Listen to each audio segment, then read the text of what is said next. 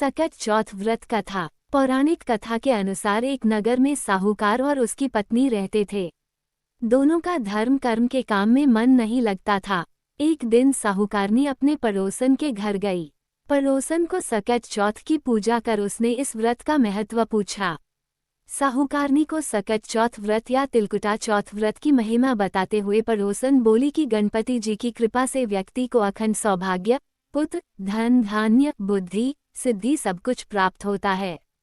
साहूकारनी ने व्रत का लाभ जानकर सकट चौथ व्रत करने का संकल्प लिया। सकट चौथ व्रत दिलाता है संतान सुख। साहूकारनी ने कहा कि वह मां बनती है तो सकट चौथ व्रत करेगी और गणेश जी को 1.25 सेर तिलकुट चढ़ाएगी। गणेश जी की कृपा से वो गर्भवती हो गई। अब साहूकारनी की लालच और बढ़ गया। उसने कहा कि उसे बेटा हुआ तो 2.5 सेर तिलकुट करेगी। साहूकारनी को एक सुयोग्य पुत्र की प्राप्ति हुई।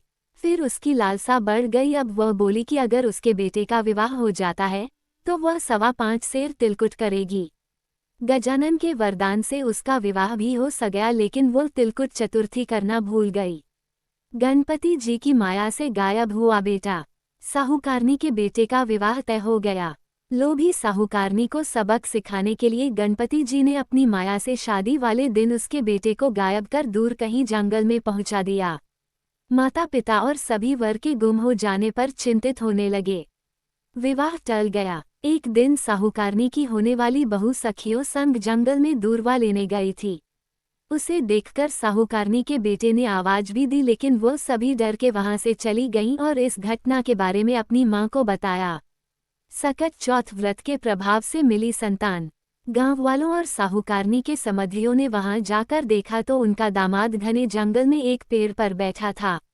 उसने अपनी सभी को अपनी मां की गलती बताई और कहा कि मां ने सकट चौथ व्रत करने का वचन दिया था लेकिन उसे पूरा नहीं किया, जिसके कारण सकट देव यानी गणपति जी नाराज हैं।